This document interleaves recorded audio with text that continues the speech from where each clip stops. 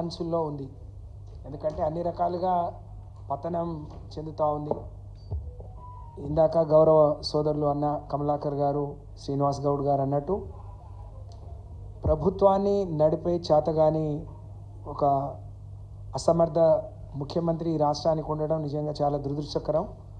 నేను అనుకుంటా ఇంత గొప్ప అడ్మినిస్ట్రేషన్ నిర్వహించి 10 ఏళ్ళు దేశంలో అగ్రగామిగా నిలబెట్టిన ఈ రాష్ట్రాన్ని కేసీఆర్ గారు ఒప్పజెప్తే 15 నెలల్లోనే మరి ఇంత దివాళా తీయించి ప్రజల దృష్టిని మళ్లించడానికి ఇటువంటి చౌకబారు మరి కార్యక్రమానికి శ్రీకారం చుట్టడం చాలా దురదృష్టకరం. ఎందుకంటే కాళేశ్వరం ద్వారా వచ్చిన నీళ్లకు ఆఖరి లబ్ధిదారులం మేమే. మా డోర్నకల్, మహబూబాద్, అటు కోదాడ, సూర్యాపేట వరకు ఎప్పుడో 2003లో ఎస్ఆర్ఎస్పి నీళ్ళు వచ్చి మళ్ళీ మధ్యలో అసలు రాకుండా ఉన్న నీళ్లను కేసీఆర్ గారి పుణ్యమాని, కేసీఆర్ గారి చలువతోని మేము చూడగలిగినాం, పంటలు పండించుకోగలిగినాం. నేను సూటిగా ఒక ప్రశ్న అడుగుతా ఉన్నాను. రేవంత్ రెడ్డి గారు 2014 కంటే ముందు తెలంగాణ రాష్ట్రంలో సాగైన మరి వ్యవసాయం సాగుకు యోగ్యంగా ఉన్న భూములు ఎన్ని లక్షల ఎకరాలు, ఇవాళ ఎన్ని లక్షల ఎకరాలు పెరిగింది, ఆ రోజున్న దిగుబడి ఎంత, ఈరోజు వచ్చిన దిగుబడి ఎంత, ఎందుకు పంజాబ్, హర్యానా లాంటి రాష్ట్రాలతో పోటీపడి వాళ్ళను అధిగమించే స్థాయికి పోయింది అని అంటే నీలాంటి పగటి కళలు కానీ డ్రామాలు చేస్తే కాలేదు. కష్టపడి ఒక అద్భుతాన్ని రివర్స్లో, ఎందుకంటే కాళేశ్వరం ఎక్కడుంది, ఎక్కడ నిర్మాణం అయింది, ఎక్కడి నుంచి ఎట్లా నీళ్లు ఎత్తిపోసిరు, దానివల్ల ఎంత లబ్ధి జరిగిందో మేము స్వయంగా చూసిన వాళ్ళం. కాబట్టి మరి ఈ విషయాన్ని నేను చెప్పదలుచుకున్నాను. నువ్వేదో కేసీఆర్ గారి మీద నోటీసులు ఇచ్చి ఆయనను కూడా పిలిస్తే నీ ఈగో సాటిస్ఫై అవుతుందేమో, నీ ఈగో సంతృప్తి చెందుతుందేమో, కానీ తప్పకుండా తెలంగాణ ప్రజానికం, తెలంగాణ రైతాంగం మాత్రం నీ మీద తిరగబడుతుందనే విషయాన్ని నువ్వు గుర్తుపెట్టుకుంటే మంచిది రేవంత్ రెడ్డి గారు అని చెప్పి తెలియజేస్తా ఉన్నాం. ఎంత దుర్మార్గం అంటే మీరు కేసీఆర్ గారి కుటుంబాన్ని ఒక్కళ్ళను ఇబ్బంది పెట్టదలిస్తే బీఆర్ఎస్ ఉండదనో, టీఆర్ఎస్ ఉండదు, నాయకులు ఉండరు, మేమే రాజ్యం వెళ్ళొచ్చు అని పగటి కలలు కంటున్నారు. ఏం చేసిండ్రు మీరు? బీజేపీ కలిసి ఆ రోజు ఈడీ, సిబిఐ కవిత గారిని జైల్లో పెట్టిండ్రు. ఎక్కడైనా ₹1 ఆమె తప్పు చేసినట్టు లేకపోతే లబ్ధి పొందినట్టు చూపించగలిగిందా? మీరు ఈ ఫార్ములా రేస్లో కేటీఆర్ గారు హైదరాబాద్ బ్రాండ్ని విశ్వవ్యాప్తం చేస్తే మీరు కేసీఆర్ గారిని ఏసీబీ పిలిచింది, అందరు పిలిచిండ్రు. ఎక్కడైనా అది తప్పు, అది సరైనది కాదు, దానికి పెట్టకుండా ఉండాల్సింది అని ఎవరైనా చెప్పారా?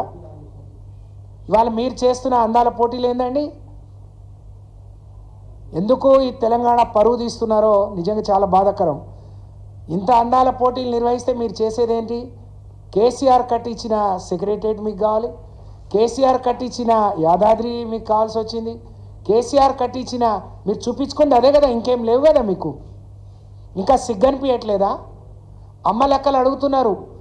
మా భర్తల కష్టార్జితం మేము తినకుండా, మా పిల్లలకు పెట్టకుండా దాచుకున్న డబ్బులకు మీరు అందాల పోటీలు నిర్వహిస్తున్నారు, మా ఉసురు తప్పకుండా మీకు తాకుతుందని చెప్తా ఉన్నారు. మీకు బుద్ధి రాలేదా? వాళ్ళ కాళ్ళు కడిగించి నెత్తిన చల్లుకుంటున్నారు మీరు దేవతల్లాగా.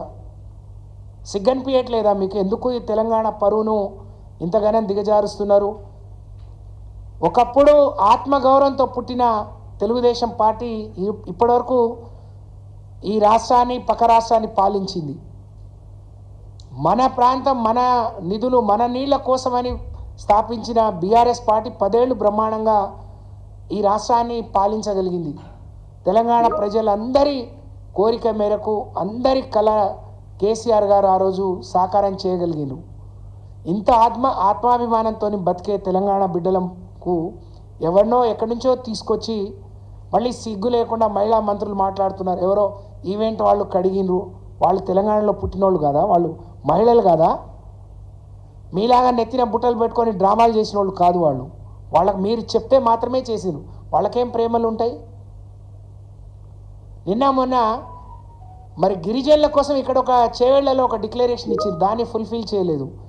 కానీ అక్కడ నల్లమల్లలో పోయి 29 మందికి 1,88,00,000 రూపాయలు మాత్రమే ఇచ్చి దానికి 12 మంది మంత్రులు 3 హెలికాప్టర్లు సిగ్గనిపించట్లేదా అండి మీకు? పరిపాలన అంటే నీ సొంత ఊరికి ఒక చిన్న గుడి కట్టడానికి పోతే 12 మంది మంత్రుల పరిపాలన గాలికి వదిలేసి మరి ప్రజల సొమ్ముతోని మీరు జల్సాలు చేసుకుంటూ తిరుగుతున్నారు. మీరు గిరిజనులకు ఇచ్చిన సొమ్ము 1,88,00,000, 29 కుటుంబాలకు 6 లక్షల చొప్పున. కానీ మీరు ఖర్చు పెట్టింది 5 కోట్లు, 3 హెలికాప్టర్లు, 12 మంది మంత్రులు, ఇంతమంది ప్రజానీకం. ఇవన్నీ డైవర్ట్ చేయడానికి, ప్రజల దృష్టిని మళ్లించడానికి మీరు కేసీఆర్ గారికి నోటీసులు ఇచ్చారు. మీ తాటాకు చప్పుళ్లకు కేసీఆర్ కానీ బీఆర్ఎస్ కానీ భయపడరు. తప్పకుండా తెలంగాణ ప్రజలు మీకు గుణపాఠం చెప్తారు, బుద్ధి చెప్తారు. దీన్ని బ్రహ్మాండంగా ఎదుర్కొంటున్నాం. నువ్వు అన్నీ చేసినాయన్ని తప్పుడు అని ఇప్పటికే తేలిపోయింది. ఇది అంతకంటే ఎక్కువ తప్పు అని కాళేశ్వరం ద్వారా నీళ్లు పొంది పంటలు పండించుకొని గొప్పగా బతికిన రైతులు రేవంత్ రెడ్డి సర్కార్కు సరైన రీతిలో బుద్ధి చెప్తారని నేను ఈ సందర్భంగా తెలియజేస్తా ఉన్నాను.